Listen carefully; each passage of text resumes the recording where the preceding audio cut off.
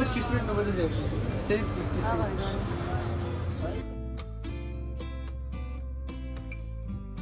السلام علیکم، welcome back to my channel mom in Peshawar. کیسے ہیں آپ سب؟ امید کرتی ہوں کہ آپ سب بالکل خیریت سے ہوں گے۔ میں بھی بالکل ٹھیک ٹھاک ہوں۔ یہاں پر جیسے ہی میں چھت پر آئی ہوں،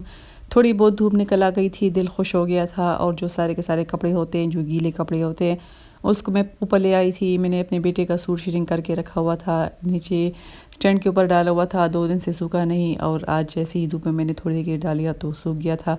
اچھا، یہ میری گرم شال تھی، یقین کرے کہ اس کو میں نے آج ہی دھویا ہے، اور ابھی میں جب لینے کے لیے آئی ہوں تو دھوپ کی اتنی زبردست بات ہوتی ہے کہ یہ سوکھ گیا ہے، اور یہاں پر کچھ ہمارے گھر کے پاس کنسٹرکشن ہو رہی ہے، جس کی وجہ سے ہمارے گھر میں کافی اینٹیں مینٹیں اور کچھ سیمنٹ ویمٹ گر گیا ہے۔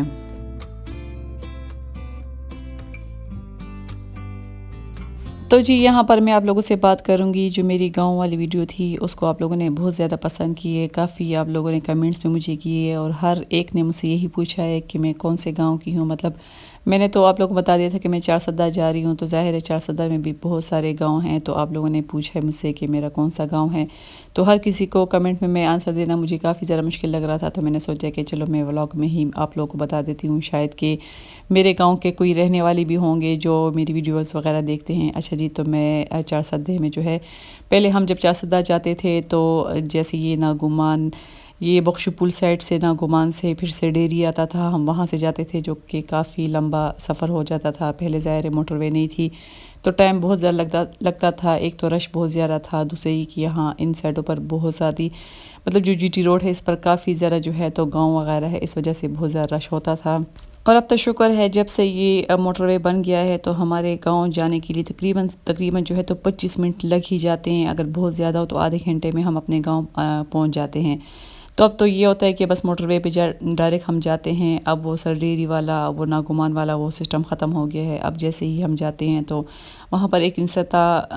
گاؤں ہے، اس کو بھی راستہ جاتا ہے، ایک نوشہرہ روڈ ہے میرے خیال میں، وہاں بھی جاتا ہے، اور اس کے بعد پھر ہم اپنے گاؤں چلے جاتے ہیں۔ اچھا جی، تو میں چارسدہ میں جو ہوں تو ابراہیم زئی ہم لوگ کے گاؤں کا نام ہے۔ ابراہیم زئی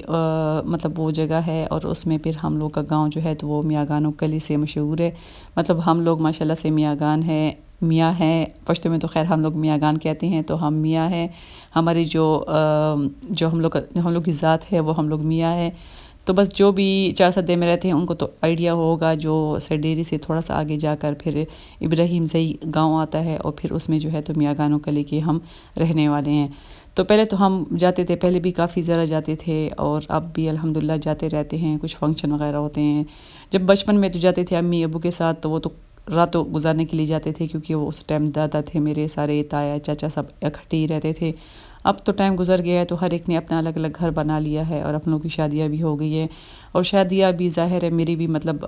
فیملی سے آؤٹ آف فیملی سے ہوئی ہے، باہر کے لوگوں سے ہوئی ہے، تو پھر ذرا آنا جانے میں مشکل ہو جاتا ہے، مگر الحمدللہ جب بھی کچھ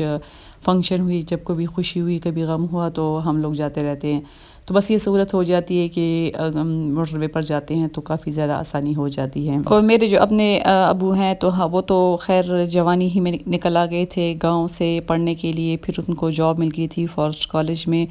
جو یونیورسٹی میں فارسٹ کالج، تو مطلب پشاور کے لوگ جو ہے تو وہ تو جانتے ہوں گے، وہاں پر ان کو جاب مل گئی تھی، پھر وہیں پر ہم لوگ کو گھر بھی مل گیا تھا،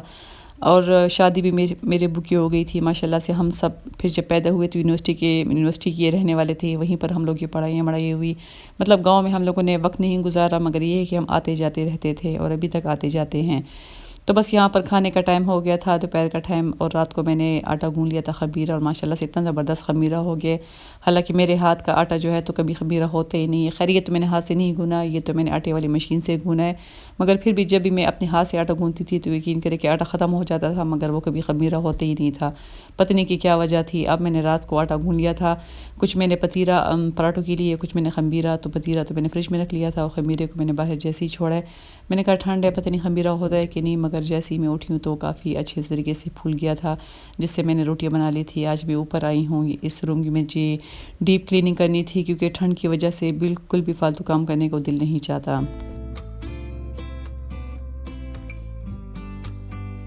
بس ویک میں ایک دن ایسا ہوتا ہے کہ جس دن میں سوچ لیتی ہوں کہ ان کمروں میں نے صفائی کرنی ہے، تو پھر میں وہ کام کر لیتی ہوں۔ اچھا جی، آج میں آپ لوگوں کے ساتھ شیئر کرتی ہوں، یہ میری جب میں گاؤں گئی تھی میری بڑی بہن کی شادی کے 2 اس طرح کے بڑے سے پتیلے ہیں جو میرے امی نے لے کر دیے تھے، ظاہر جہیزی میں لے کر دیے تھے، تو اس کے پاس کافی عرصے سے پڑے ہوئے تھے، اور اس کی تو ایک ہی بیٹی تھی، اس کی بھی شادی ہوگی۔ اکثر اس طرح ہوتا ہے کہ جو اچھے برتن ہوتے ہیں جو امیوں کے ہاتھ کے ہوتے ہیں تو وہ پھر اپنی بیٹی کو بھی دے دیتے ہیں تاکہ نشانی کے طور پر اس کی نانی کے ہاتھ کے ہیں۔ تو خیر اس کی ایک ہی بیٹی تھی، اس کی بھی شادی ہو گئی، اور میں جب بھی جاتی تھی تو میری بہن کے شوکیس میں یہ والے پتیلے پڑے ہوتے تھے۔ تو اس دفعہ میں نے اسے کہہ دیا، میں نے کہا کہ ایسا کر لو کہ ایک پتیلے کو اپنے پاس رکھ لو، ایک مجھے دے دو کیونکہ یہ میری امی کے ہاتھ کا ہے، تو مجھے مطلب ظاہر عزیز بھی بہت زیادہ ہے اور میں کوشش کروں گی کہ میں اس میں کچھ پکا بھی لوں۔ تو آپ لوگ مجھے بتائیں، مشورہ دیں، کمنٹ کریں کہ کیا اس میں کوکنگ ہو سکتی ہے کہ یہ نہیں۔ مجھے نہیں پتہ کہ اس میں کوکنگ ہوتی ہے، یعنی اس طرح کے پہلے مرتبان ہوتے تھے جس میں ہم لوگ اچار وغیرہ ڈالتے تھے، یا اس طرح کے جو چینک ہوتے جو ٹی پاٹ ہوتے ہیں اس میں تو خیر چائے وغیرہ ہم پکا کے ڈالتے ہیں۔ اب مجھے اس پتیلے کا آئیڈیا نہیں ہے کیونکہ اندر سے باہر سے اسی طرح ہے، اور اس کا نام پتہ نہیں تامچینی ہے یا اس کو کچھ اور کہتے ہیں، وہ بھی مجھے ابھی نہ میرے ذہن میں آ رہا ہے نہ مجھے پتہ چل رہا ہے۔ تو اگر آپ لوگوں کو اس کے بارے میں پتہ ہے اور آپ لوگوں کو یہ بھی آئیڈیا ہو کہ اس میں کچھ میں کوکنگ کر سکتی ہوں تو پلیز آپ مجھے کمنٹ کر کے بتائیے گا، کیونکہ یہ کافی ڈیپ ہے۔ ویسے سالن تھوڑا تو اس میں نہیں بن سکتا، مگر چاول وغیرہ یا کچھ اس طرح میرا دل ہے کہ میں اس میں کچھ نہ کچھ بنا لوں۔ جیسے نان اسٹک کا ہوتا ہے وہ تو خیر یوز ہو جاتا ہے، اچھا وہ میری بہن نے اس کو یوز نہیں کیا، مگر اس میں یہ بات ہوتی ہے کہ جیسے ہاتھ سے گرتا ہے تو اس کے اوپر اس طرح کا داغ سا بن جاتا ہے کالا۔ تو خیر یہ تو میں لے کر آ گئی تھی بہن سے، اور یہاں پر ہم لوگ گھر میں آج آیا تھا سدا لینے کے لیے، مہمان ہمارے گھر آئے تھے، اور میں نے ان کو یہاں پر بٹھایا، یہ ڈرائی فروٹ میں نے رکھا تھا، مہمان تو چلے گئے تھے، بچے ابھی سو رہے ہیں، تو میں نے سوچا کہ میں خود ہی مہمان بن جاتی ہوں۔ ظاہر اسی طرح ہوتا ہے جب کسی گھر میں کچھ مہمان آتے ہیں، چاہے وہ چائے پی کر جاتے ہیں یا فروٹ کھا کے جاتے ہیں، جب وہ ان سے بچ جاتا ہے تو پھر ہم بیٹھ کے کھا لیتے ہیں۔ اچھا جی، یہ صوفہ بھی آپ لوگوں کو بہت زیادہ پسند آیا ہے، بہت سارے کمنٹس مجھے اس صوفے کے بارے میں بھی آئے تھے کہ اس کی شاپ کا بتا دے، یہ آپ نے کتنے کا لیا تھا۔ تو جی یہ ہے بورڈ بازار میں جو ہے عبدالصمد مارکیٹ سے اس کی مارکیٹ ہے۔ آپ لوگ جب بورڈ بازار جاؤ کہ وہاں پر 1-2 مارکیٹیں اور بھی ہے جو فرنیچر کے نام سے مشہور ہے، خیر میں بھی پوچھ کر ہی گئی تھی۔ تو جب مجھے بتایا انہوں نے تو میں یہاں پر گئی ہوں، تو مطلب آپ لوگوں نے بھی کافی پسند کیا ہے میرے صوفے کو۔ تو وہاں پر ایک شاپ ہے گھریلو بارگین اس کا نام ہے، اور وہیں سے میں نے یہ صوفہ لیا ہے۔ پھر آپ لوگوں نے قیمت کا پوچھا ہے، تو جی یہ میں نے 60,000 روپے کا بنوایا ہے، قیمت بھی مناسب مجھے لگی، حالانکہ اس طرح کے صوفے جو تھے تو یونیورسٹی روڈ میں کافی زیادہ مہنگے تھے۔ اور دوسرے مجھے کمنٹ آیا تھا کہ یہ مطلب بیکار کام کرتے ہیں کہ لکڑی ٹھیک نہیں لگاتے، فوم ٹھیک نہیں لگاتے، تو بھئی صوفے تو صرف بیٹھنے کے لیے ہوتے ہیں، نہ ہی ہم ان پہ چلانگے لگاتے ہیں، نہ ہی کچھ مطلب اس ساتھ ایسا کریں گے کہ یہ خراب ہو جائیں گے۔ اور 10 سال کی انہوں نے مجھے گارنٹی دی ہوئی ہے، تو بھئی ہم لوگ کی گارنٹی نہیں ہے، ہم انسان ہیں، ہم لوگ کی گارنٹی نہیں ہے، تو بس یہ تو فرنیچر ہے، جب تک چلے گا چلاتے رہیں گے، جب ٹوٹ پھوٹ جائے گا تو پھر نیا لے لیں گے۔ باقی آپ سب نے بہت پسند کیا ہے، حالانکہ ابھی کچھ سیٹنگ میٹنگ رہتی ہے، ابھی مجھے کچھ ان کے جو وال ہے وہ بھی ذرا مجھے خالی لگ رہے ہیں، وہاں پر مجھے کچھ لگانے ہیں، کچھ لیمپس وغیرہ لینے ہیں، انشاءاللہ ساتھ ساتھ آپ لوگوں کے ساتھ شیئر کرتی جاؤں گی۔ اچھا جی یہاں پر ہم نکل آئے تھے باہر، اور آج ہم آ گئے تھے صدر میں جو فورا چوک ہے وہ آج کل فوڈ اسٹریٹ بنا ہوا ہے۔ ایسے بھائی 350 سے سٹارٹ ہوتا ہے 500 تک۔ 350 سے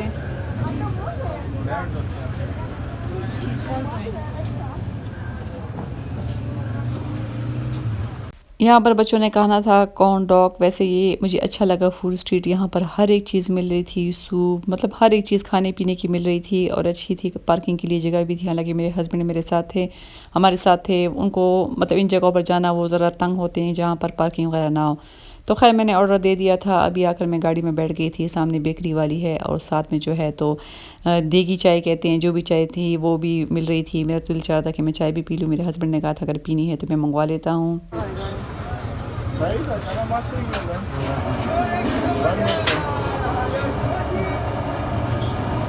بہت زیادہ رش تھا، تقریباً 20 سے 25 منٹ لگ گئے تھے بننے میں، مگر مزے کے تھے۔ پہلے ہم یونیورسٹی روڈ جا کر کھاتے تھے، اب یہ اسٹریٹ اچھی ہے، بندہ رکشے میں بھی جا کر بیٹھ کے کچھ نہ کچھ کھا لیتا ہے۔ یہ آپ لوگوں کو میں دکھاتی ہوں کہ یہاں پر سب کچھ ہی مل رہا تھا۔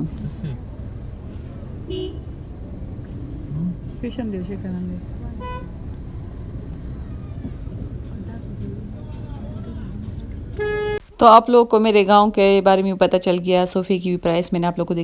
بتا دی ہے، اور